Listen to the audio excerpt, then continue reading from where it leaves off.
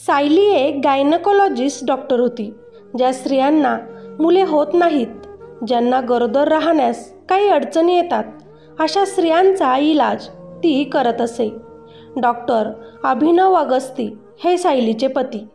ते bone specialist म्हणजेच हाडांचे doctor होते. अर्ध्यापेक्षा जास्त स्त्रियाच त्यांच्या हॉस्पिटलमध्ये येत असे आणि तेही डॉक्टर अभिनवकडे, कारण सायलीचे म्हणणे होते की तिचा नवरा अभिनव हा अतिशय देखणा आणि सुंदर तरुण आहे आणि त्यालाच बघण्यासाठी आपल्या हॉस्पिटलमध्ये स्त्रिया येत असतात. सायली आणि अभिनव यांचं नातं अतिशय मजबूत होतं. एक नवरा बायको म्हणून त्यांचं नातं हे घट्ट होतं. जी स्त्री दुसऱ्यांना आईसुख द्यायची ती स्वतः अजून निपुत्रिक होती. लग्नाला बरीच वर्ष झाले होते त्यांच्या, पण तरी अजून डॉक्टर सायली आई झाली नव्हती. पण तरी देखील तिच्या नवऱ्याचं तिच्यावरील प्रेम हे कमी झाले नव्हते. त्या दोघांमध्ये समजूतदारपणा खूप होता. पण हॉस्पिटलमध्ये आलेल्या स्त्रिया जेव्हा सायलीच्या नवऱ्याची प्रशंसा करत असे, हॉस्पिटलमधील नर्स जेव्हा नवऱ्याच्या मागे पुढे फिरत असे, नवऱ्याच्या कॅबिनमध्ये सतत कसल्या न कसल्या बहाण्यानं जात असे, तेव्हा मात्र सायलीला फार राग यायचा. ती नवऱ्याच्या बाबतीत असुरक्षित म्हणजेच अनसिक्युअर होती. तिचा आपल्या नवऱ्यावर पूर्ण विश्वास होता, पण दुसऱ्या मुलींवर अजिबात नाही. म्हणून ती आपल्या नवऱ्याकडे जास्तीत जास्त लक्ष द्यायची, त्याला प्रेम द्यायची. अचानक सायलीच्या हॉस्पिटलमध्ये ज्या स्त्रिया आपली ट्रीटमेंट करण्यासाठी यायच्या, ज्यांचे गरोदरपणातील पहिले महिने सुरू असायचे, ज्यांचा हॉस्पिटलमधून गेल्यानंतर गर्भपात होत असे, त्या हॉस्पिटलमध्ये पोटातील बाळाचे लिंग सांगितले जाते अशी ही सर्वत्र चर्चा होती. मुलगा असेल तर सगळं ठीक, पण गर्भात मुलगी असेल तर घरी गेल्यावर गर्भपात होतो म्हणजे होतोच, हेही लोक आता बोलायला लागलेत. आणि यामुळे सायलीच्या करिअरमध्ये अडचणी येऊ लागल्या. आपल्यासोबत हे काय होतंय तिला समजत नव्हतं. ती खूप चांगली डॉक्टर होती, उपचार पण ती चांगले द्यायची, पण ती एक आई नव्हती आणि म्हणूनच ती हॉस्पिटलमध्ये आलेल्या त्या गरोदर स्त्रीसोबत असे करते असा सगळ्यांचा समज होता. म्हणून आता सायलीकडे पेशंट येणंसुद्धा हळूहळू कमी होत होते. पण जी स्त्री आई होऊ शकत नव्हती, ती स्त्री नाईलाजाने डॉक्टर सायलीकडे येऊन उपचार घेत आणि तिला त्यात फरक पडत. सायलीसोबत काहीतरी चुकीचं होत आहे हे तिच्या नवऱ्याच्या लक्षात आलं, पण काय ते तो आता शोधू लागला. सायली आणि अभिनव दोघं पण सत्याच्या खोलपर्यंत जाऊन विचार करत होते, त्या गोष्टींचा शोध घेत होते, पण या गोष्टींचे रहस्य त्यांच्यासमोर येत नव्हते. अभिनव आपल्या बायकोला बऱ्यापैकी समजवून सांगायचा, काळजी करू नकोस, सगळं ठीक होईल असं बोलायचा, पण लोकांचे तसे वाईट बोलणे सायलीचे हृदय कापायचे. ती वांज आहे म्हणून ती दुसऱ्यांना आईपणाचे सुख उपभोगू देत नाही, हे वाक्य तिला त्रास द्यायचे. खरंच आपल्या हॉस्पिटलमध्ये लिंग बघितलं जाते का? खरंच लोक जे बोलताय ते खरं आहे का? याचा शोध तर सायलीचा नवरा पण आता घेत होता. हे सगळं आता घडतच आहे, पण याआधी 6 महिने अगोदरची कहाणी बघू, म्हणजे तुम्हाला कळेल की हे असं हॉस्पिटलमध्ये का घडत होतं आणि कोण करत होतं ते. जे ऐकून आणि बघून माझ्यासारखीच तुमच्याही पायाखालची जमीन सरकेन. सायलीची नुकतीच 12वी झाली होती. तेव्हाच तिचे बाबा खूपच आजारी होते आणि त्यांची शेवटची इच्छा होती की आपल्या डोळ्यांसमोर आपल्या मुलीचे लग्न व्हावे. आणि त्याचवेळी अभिनव डॉक्टरकीचे शिक्षण घेत होता. अभिनवची आई ही सायलीच्या आईची चांगली मैत्रीण होती, म्हणून तिनं लगेच आपल्याच मुलासोबत सायलीचे लग्न ठरवले. थाटामाटात लग्न झाले आणि काहीच दिवसात तिचे बाबा हे जग सोडून गेले. पण जाताना आपल्या मुलीचा हात अभिनवच्या हातात सोपवून गेले. म्हणून अभिनवने आपल्या बायकोचे शिक्षण तसेच पुढे चालू ठेवले, कारण ती खूपच हुशार होती आणि तिला एक स्त्रीरोग तज्ज्ञ डॉक्टर बनवले. अभिनवच्या घरात त्याचे बाबा डॉक्टर होते, म्हणून अभिनवला त्यांचं बनवलेलं मोठं हॉस्पिटल मिळालं होतं आणि त्याच्या घरच्यांनी पण तिला डॉक्टर बनवायला मोठा सपोर्ट केला होता. आता असेच काही वर्ष त्यांची गेली. सायली एक नामवंत डॉक्टर बनली, पण लग्नाला बरीच वर्ष झाली, म्हणून आता घरात फॅमिली वाढावी म्हणून सासूने तिच्याजवळ आपली इच्छा व्यक्त केली. पण खरं तर गेले कित्येक वर्ष अभिनव आणि सायली बाळासाठी प्रयत्न करत होते, पण त्यांना यश आले नव्हते. पण ही गोष्ट ते घरात सांगूही शकत नव्हते. तो तिला नेहमीच म्हणायचा, हे बघ सायली, देवाने जेव्हा ठरवलं तेव्हा आपल्याला देव बाळ देणार. नशिबाच्या पुढे आपल्याला जाता येणार नाही. पण सायलीला भीती वाटत होती, तीही तिच्या सासू सासऱ्यांची, की जर मला मूल झाले नाही तर माझ्या नवऱ्याचं हे लोक दुसरे तर लग्न लावून देणार नाही ना. आणि म्हणूनच आज तिने ही गोष्ट आपल्या नवऱ्याला बोलून पण दाखवली. तो तिच्या त्या बोलण्यावर हसला आणि म्हणाला, हे बघ सायली, तू माझी बायको आहे. आपण दोघंही डॉक्टर आहोत. मी शिकलेलो जरी नसतो ना, तरी तुला सोडायचा विचार मी कधीच केला नसता. देव मला मूल देऊ किंवा न देऊ, मी मुलांसाठी तुला सोडून दुसऱ्या लग्नाचा विचार कधीच करू शकत नाही. त्याचे बोलणे ऐकून तिच्या मनात आज आपल्या नवऱ्याबद्दल अजून आदर वाढला आणि तिनं त्याला मिठी मारली. वाईट तर त्यालाही वाटत होते, कारण प्रत्येकाची इच्छा असते आपण बाप होण्याची, पण त्यासाठी आपल्या जीवनसाथी झोपत आपण दगा तर करू शकत नाही. म्हणूनच त्यानं ठरवलं आणि तो सायलीला म्हणाला, हे बघ सायली, आपण देवावर विश्वास तर ठेवतोच आहे. आपल्या देवावर श्रद्धा पण तशीच आहे. म्हणून बाकी सगळं काही आता पुढे देवावर सोडू आणि एक मूल अनाथ आश्रमातून दत्तकसुद्धा घेऊन टाकू. त्यालाच आपल्या मुलाप्रमाणे वाढवू. तिला त्याचं बोलणं ऐकून तर फारच आनंद झाला आणि त्याच क्षणी चेहऱ्यावर परत तिच्या प्रश्नचिन्हही उमटला, की आपले घरचे आपण जे करतोय त्यासाठी तयार होतील का. तेव्हा तिचा नवरा तिला बोलतो, आपण काही चूक थोडीच करत आहोत. आपण फक्त आपली फॅमिली पूर्ण करणार आहोत. तू काळजी नको करू, मी बोलेल वेळ आल्यावर सगळ्यांशी. इतका चांगला नवरा बघून तिला तर देवाचे आभार मानावे तितके कमीच वाटत होते. त्या दोघांचं पूर्ण बोलणं अभिनवच्या आईने ऐकले होते, पण मुलाला आपल्यासोबत बोलता येऊ नये, त्यांचा हा निर्णय चुकीचा आहे. पुढे आपलं कुटुंब चालू ठेवायचं असेल तर आपलाच वारीस हवा, म्हणून सासूने दुसऱ्याच दिवशी नवऱ्यासोबत यात्रेचा प्लॅन केला आणि दोघं पण महिन्याभरासाठी देवदर्शनाला गेले. आता आम्ही नवस करूनच घरी परत येतो. सायली, तुला नक्कीच दिवस राहतील.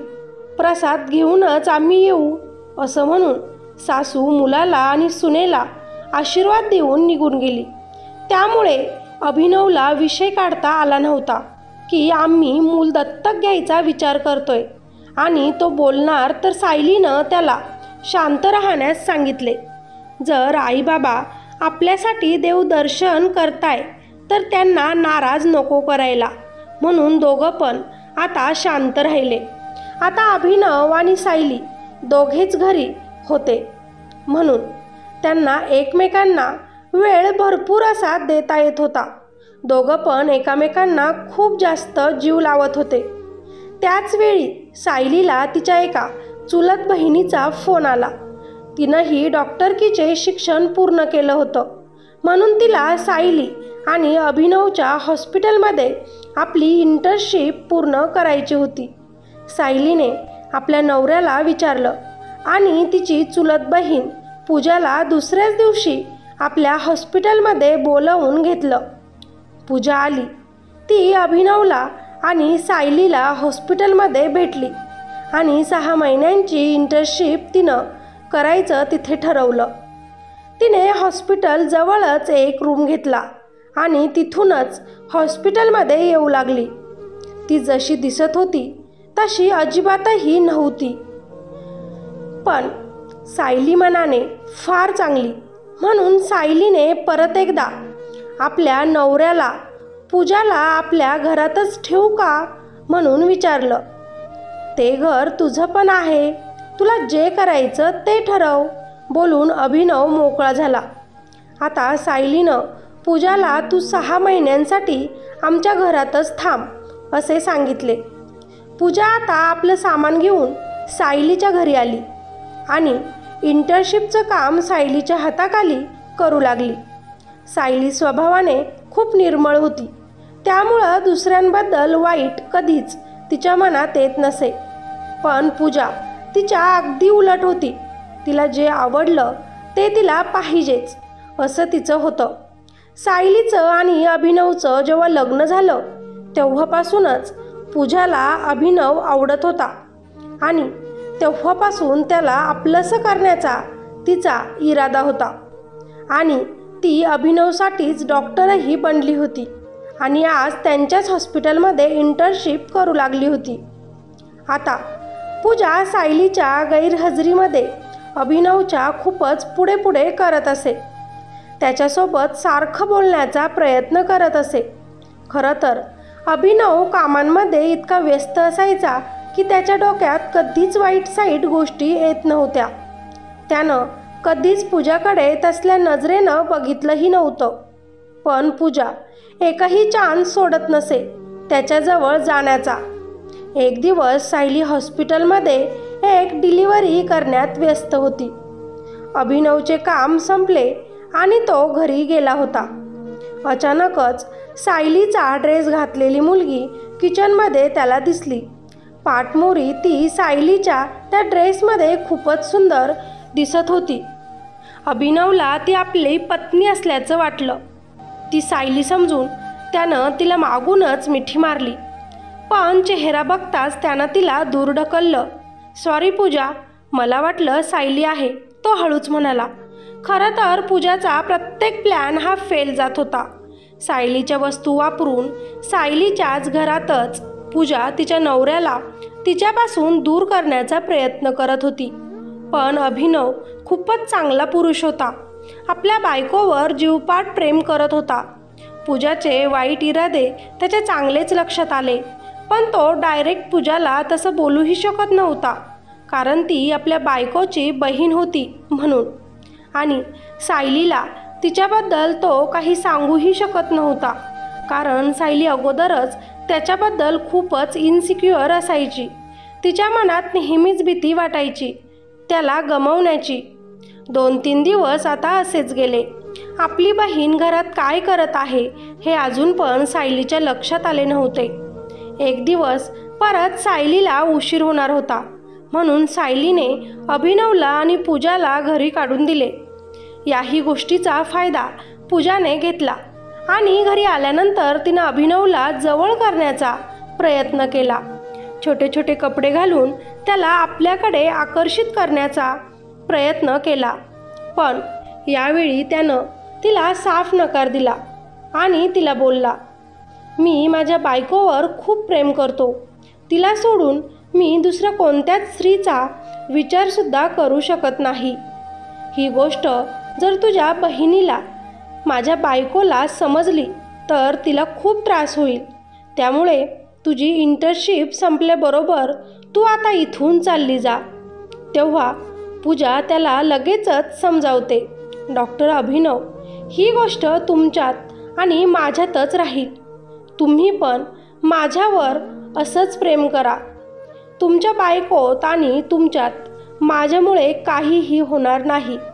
मी तुमच्यावर खूप प्रेम करते, अगदी तुमचं लग्न झालं तेव्हापासून, आणि तुमच्यासाठीच मी डॉक्टर बनले.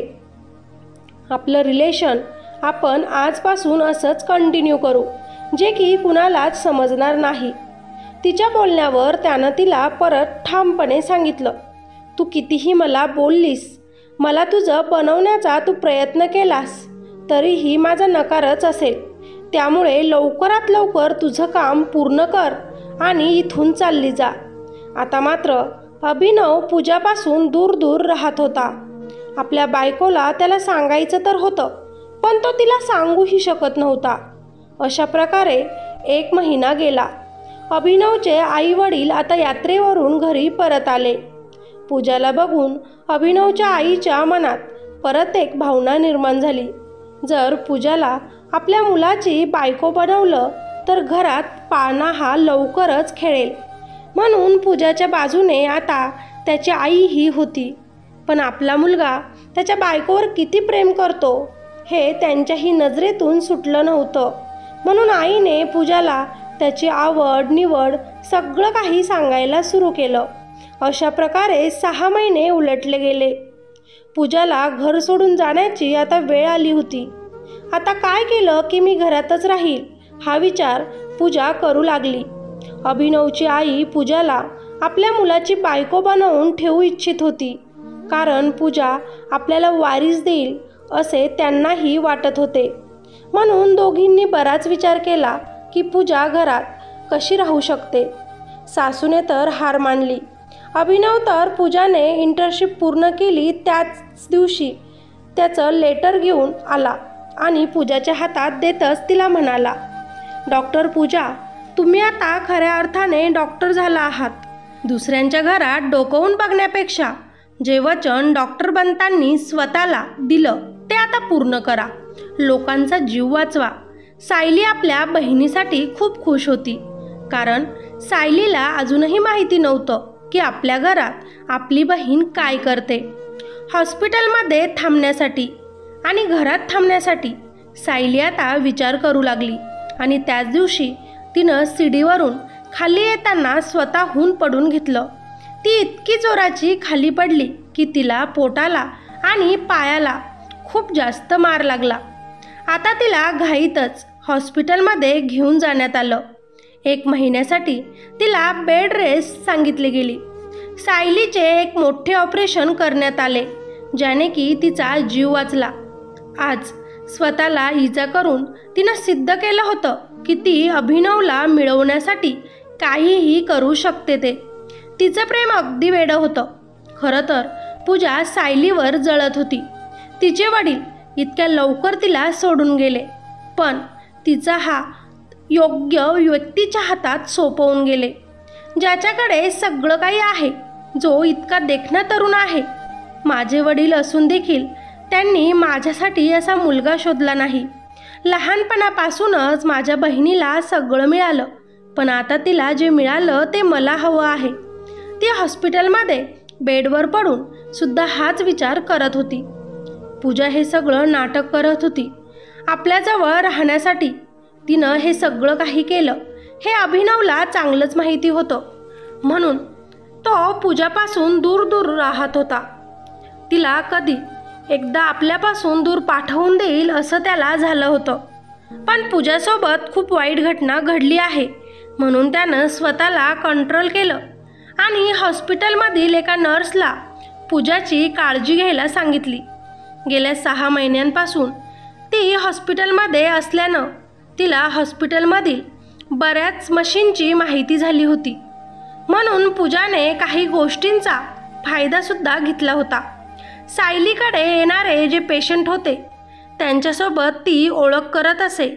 मुलगा हवा की मुलगी हवी ही गोष्ट ती त्यांना विचारत असे आणि तपासणीसुद्धा त्यांची करून देत असे. त्याच काळात हॉस्पिटलमध्ये एक घटना घडली.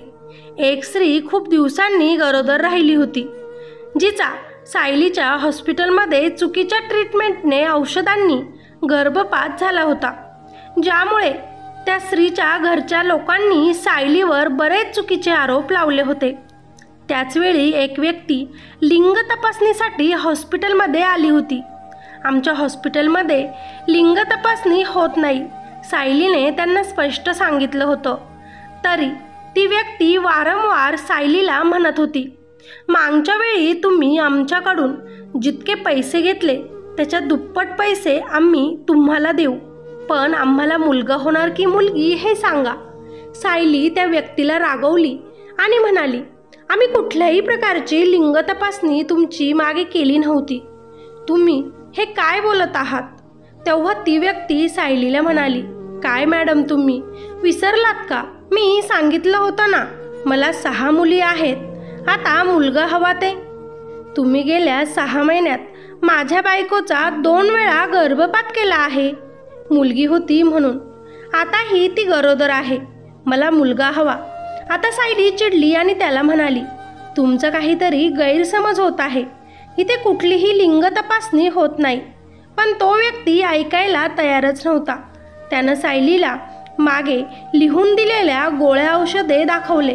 हॉस्पिटलचं नाव दाखवलं त्या पेजवर. आता मात्र सायली शांत झाली. हे काय सुरू आहे तिलाही समजेना. आपल्या हॉस्पिटलमध्ये हे गैरकाम कोण करत असेल ती विचार करू लागली. या गोष्टींबद्दल तिनं अभिनवलाही सांगितलं. त्यानेही तिला मी तपास करत आहे, तू काळजी करू नकोस असं सांगितलं. आता सायलीनं त्या व्यक्तीला परत पाठवून दिलं. मुलगा हो किंवा मुलगी ते आपल्या हातात नसतं.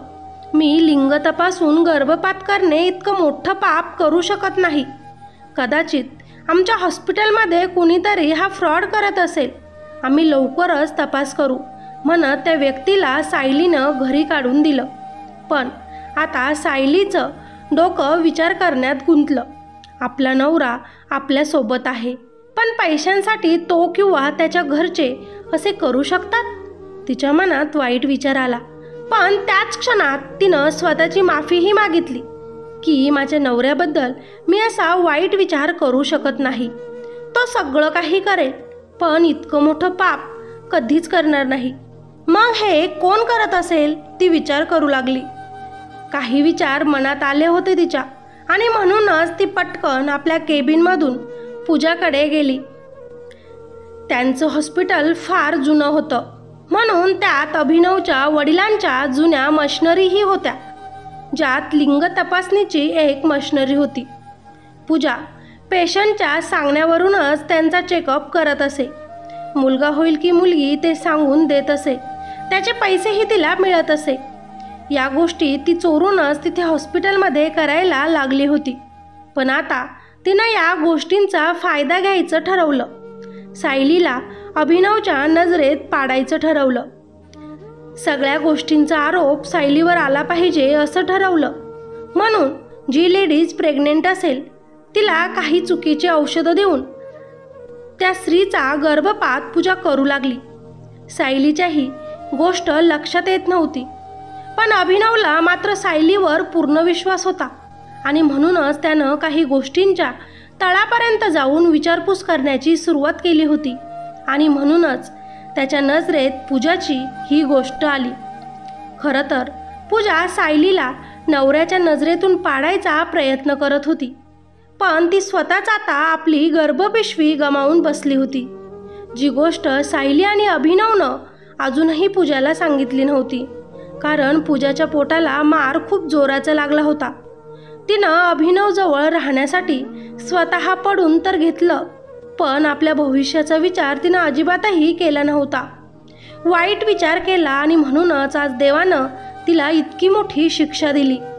सायली आणि अभिनवला दूर करण्यासाठी पूजाने खूप प्रयत्न केले, पण सगळेच प्रयत्न अपयशी ठरले. अभिनवने हॉस्पिटलमध्ये जाऊन परत एकदा पूजाला खूप समजावलं.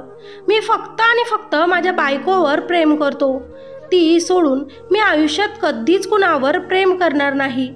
तू या जगातील शेवटची जरी मुलगी असती तरी मी तुझ्यासोबत लग्न केलं नसतं. माझी सायली आई होऊ शकत नाही म्हणून काय झालं, आम्ही एखादं मूल दत्तक घेऊ. त्यासाठी मला तुझ्यासोबत लग्न करण्याची किंवा तुझ्या जवळीक निर्माण करण्याची गरज नाही.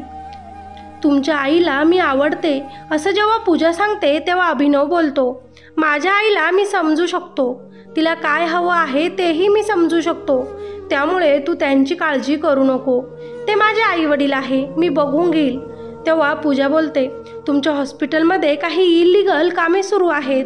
लिंग तपासणी होते, स्त्रियांचा गर्भपात होतो. तुमची बायको सायली लोकांकडून पैसा घेते. खूपच पाप तिनं केलं, म्हणूनच देवाने तिला निपुत्रिक ठेवलं. तुमच्या पुढेही तुमची बायको खूप सभ्य वागते, पण ती तशी नाही. इतकं मोठं सत्य बघून सुद्धा तुम्हाला कळत नाही का? पूजा परत त्याला समजविण्याचा प्रयत्न करते. तेव्हा अभिनव तिला बोलतो, पूजा कोण कसं आहे ते मला चांगलंच माहिती आहे. कोण हॉस्पिटलमध्ये काय करत आहे ते लवकरच समोर येईल. तू त्याची काळजी करू नकोस. माझी सायली कशी आहे मी ओळखतो, म्हणत अभिनव पूजाचा चेकअप करून निघून गेला. तिकडे मात्र पूजाला फार राग आला आणि तिनं मनोमनच सायलीला या जगातून कायमचं पाठवण्याचा निर्णय घेतला. आज सायलीच्या सगळ्याच अपॉइंटमेंट उद्यावर ढकलल्या गेल्या होत्या, म्हणून सायली लवकरच घरी आली आणि आज का कुणास ठाऊक तिला खूपच गरगरायला होऊ लागलं. भूक लागत नव्हती, चक्कर येत होते, तिची खूपच चिडचिड होऊ लागली होती. आपल्याला हे असं का होत आहे ते तिच्या लक्षात येईना. हॉस्पिटलमध्ये आपल्यावर लागलेले जे आरोप होते तेही ती विसरू शकत नव्हती. माझ्यासोबत असं कोण करत असेल हेही तिला कळत नव्हतं. तिने तर आता सगळं आपल्या देवावर सोडलंच होतं आणि अशाच विचारात ती चक्कर येऊन जमिनीवर पडणारच की अभिनवनं तिला पकडलं. अभिनवने लगेचच तिचा चेकअप केला आणि त्याचा आनंद हा गगनात मावेनासा झाला. कारण लग्नाच्या 11 वर्षानंतर त्याची बायको सायली ही आई बनणार होती. घरात आता पाळणा खेळणार होता. सासू सासऱ्यांनाही ही बातमी ऐकून आनंद झाला. आपली यात्रा सफल झाली. सायली तर रडूच लागली. तेव्हा अभिनव तिला बोलला, मी बोललो होतो ना की देव वेळ आल्यावर आपल्याला आपलं फळ नक्की देईन. बघ, आज आशीर्वादाच्या रूपात आपलं बाळ आपल्याला मिळेल. डिस्चार्ज घेऊन आलेली पूजा हे सगळं आपल्या डोळ्यांनी बघत होती आणि ऐकत होती. त्या दोघांना असे जवळ बघून ती मनोमन जळत होती आणि म्हणूनच तिने आज सायलीला या जगातून कायमचं दूर करण्याचा विचार केला. घरात कोणीच नाही बघून तिनं सायलीला आपल्या रूममध्ये बोलवलं. सायली आपली बहीण पूजावर खूप प्रेम करत होती. जरी चुलत बहीण होती तरी तिच्या चांगल्यासाठी ती देवाकडे प्रार्थना करायची. आजपर्यंत सायलीला पूजाबद्दल काहीच अभिनवनं सांगितलं नव्हतं, कारण अभिनवला माहिती होतं की पूजाबद्दल सत्य ऐकून सगळ्यात जास्त दुःख माझी बायको सायलीलाच होईल. पण आता त्याची ही सहन करण्याची क्षमता संपली होती. हॉस्पिटलमध्ये बरेच पुरावे जमा करून, काही आपल्या पेशंटचं बोलणं रेकॉर्ड करून, लिंग तपासणीबद्दल सगळी माहिती काढून त्यानं पूजाबद्दल पोलिसांकडे कंप्लेंट केली. खरं तर त्याला सायलीला हे सगळं सांगायचंच होतं की पूजाचं तुझ्या पाठीमागे हे सगळं तुझं नाव करून करत होती. पण अभिनवने सांगण्या अगोदरच पूजाने आज तिला सगळं काही सांगितलं. तुझा नवरा तुझ्यावर इतकं प्रेम करतो की त्याच्यासमोर मी इतकी सुंदर मुलगी असतानाही तो फक्त आणि फक्त बायकोचंच गुणगान गातो. त्याला मात्र फक्त बायकोच हवी आहे. मी गेल्या 11 वर्षांपासून तुझ्या नवऱ्यावर प्रेम करते. मी त्याच्यासाठीच डॉक्टरकीचं शिक्षण घेतलं, पण त्यानं काय केलं? माझं प्रेम नाकारलं. तुझ्या नवऱ्याच्या मनात मला तुझ्याबद्दल राग द्वेष निर्माण करायचा होता, पण मी ते करू शकले नाही, कारण त्याचा तुझ्यावर डोळे झाकून पूर्ण विश्वास आहे. अगं सायली, मी तुझ्या पाठीमागे स्त्रियांचा गर्भपात केला, त्यांची लिंग तपासणी केली. मुलगा असला की होणार, पण मुलगी असली की त्या स्त्रियांचा गर्भपात ठरलेला. तुझ्या नजरेआड मी गोळ्या औषधे वाटून हे सगळं केलं, कारण याचा सगळा आरोप तुझ्यावरच आला पाहिजे. पण अगदी उलटं घडलं. त्या गोष्टी घडूनसुद्धा तुझा नवरा तुझ्यावर विश्वास ठेवतो आणि म्हणूनच आता तुला जगण्याचा हक्क नाही. कारण ज्यामुळे मी या घरात येऊ शकत होते ते कारणसुद्धा देवानं आता तुला दिलं. तू आई बनणार आहेस, म्हणून आता मला तुला देवाकडे पाठवावं लागेल.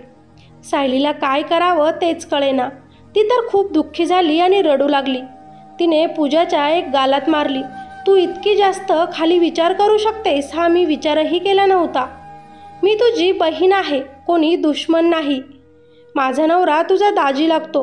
तू आमच्या दोघांमध्ये प्रॉब्लेम क्रिएट करण्याचा प्रयत्न केलास, पण बघ ना, यामुळे माझ्या नवऱ्याचा अजूनच माझ्यामध्ये जीव अटकला गेला. दूर जायचं सोडून तो माझ्या अगदी अजून जवळ आला. इतका जवळ आला की आज मी त्याच्यामुळेच आणि त्याच्या प्रेमामुळेच आई बनू शकते. 6 महिन्यांपासून तो तुझा त्रास सहन करत असेल तरी त्यानं मला दुःख होऊ नये म्हणून माझ्यापर्यंत तुझी एकही कंप्लेंट केली नाही, कारण त्याला माहिती होतं की माझी बहीण माझ्यासोबत हे सगळं करत आहे म्हटल्यावर माझ्याच बायकोला खूप त्रास होईल. सायली रडू लागली. तितक्यातच पूजाने सायलीला धक्का देण्याचा प्रयत्न केला आणि कॉटवर खाली पाडले. सायलीच्या तोंडावर उशी पकडून तिनं तिला मारण्याचा प्रयत्न सुरू केलाच की अभिनव पोलिसांना घेऊन लगेच तिथे आला. सायलीला त्यानं पूजापासून सोडवले आणि पूजाला दूर ढकलतच तो म्हणाला, तुझी हिंमत कशी झाली माझ्या बायकोला मारण्याची? अगं, तू तिला कुठेही पाठवलं असतं तरी मी तुझ्यासोबत कधीच एक झालो नसतो. आमच्याकडे सगळं काही आहे, फक्त आम्ही आई वडील बनू शकत नव्हतो. पण देवाने आज आमची इच्छा ही पूर्ण केली. पण तुझं काय? तू आमच्या हॉस्पिटलचं नाव खराब केलंस. लिंग तपासणीच्या नावाखाली लोकांकडून पैसा कमवला. स्त्रियांचा गर्भपात करून सगळा आरोप माझ्या बायकोवर लावलास. पण आज सगळ्या पुराव्यांसह मी तुझी कंप्लेंट पोलीस स्टेशनमध्ये केली आहे आणि आता तुला पोलीस घेऊन जायलाच आले आहे. पूजा घाबरली होती. मला माफ करा म्हणायला लागली होती. तोच सायली परत उठली आणि तिला बोलली, मी आई बनवू शकत नव्हते म्हणून तुम्ही लोकांनी माझा मजाक उडवला. खरं तर मी एक स्त्री रोग तज्ज्ञ आहे. मला माहिती आहे की कमी कधी स्त्रीमध्ये असते तर कधी पुरुषांमध्ये. या गोष्टींसाठी एकाचीच चुकी नसते.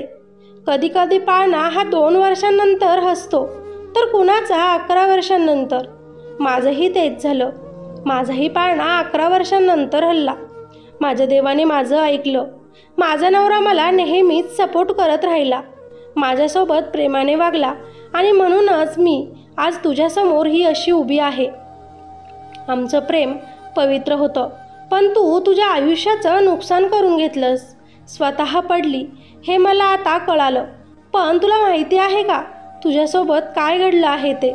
अगं, तू आता कधीच आई बनू शकणार नाही, कारण त्या दिवशी तुला वाचवण्यासाठी आम्हाला तुझी गर्भपिशवी काढावी लागली. दुसऱ्यांचा गर्भपात करून तू मोकळी झाली आणि याचीच शिक्षा देवाने तुला अशी दिली.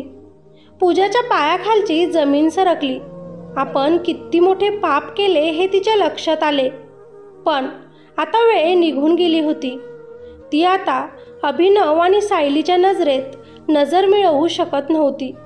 पोलिसांनी पूर्ण पुराव्यांसहित पूजाला अटक केली आणि पोलीस स्टेशनमध्ये तिला घेऊन गेले. आज खूप दिवसांनी अभिनव आणि सायली एकमेकांना आनंदाने भेटले. 9 महिने झाले होते. सायलीनं एका सुंदर मुलाला जन्म दिला आणि आज फायनली सायली आई तर अभिनव बाबा बनला होता. तिचे सासू सासरे खूपच खुश होते. डिलिव्हरीनंतर 3 महिन्यातच तिनं आपलं हॉस्पिटल जॉईन केलं.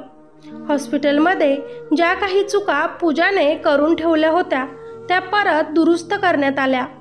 पेशंटची संख्या आता परत वाढली गेली.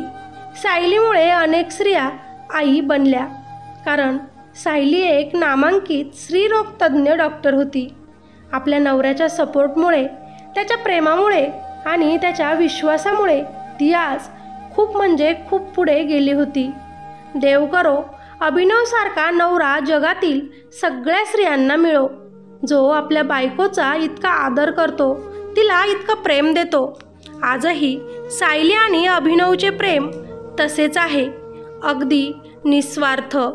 मित्र आणि मैत्रिणींनो, या गोष्टीचं तात्पर्य आपण ज्या काही गोष्टी वाईट करतो त्याचे परिणामही आपल्यासोबत वाईटच घडतात. कुणाचा विश्वास तोडता कामा नये. सायली आणि अभिनवसारखं प्रेम या जगात नवरा बायकोचं असेल तर आयुष्यात तुमच्यासारखं सुखी कुटुंब कुणाचंच नसेल. चला तर मग ही स्टोरी तुम्हाला आवडली असेल तर लाईक नक्की करा, कॉमेंट करून आपल्या प्रतिक्रिया नक्की नोंदवा आणि चॅनलवर आज नवीन असाल तर आपल्या ह्या चॅनलला सबस्क्राईब करायला विसरू नका. धन्यवाद.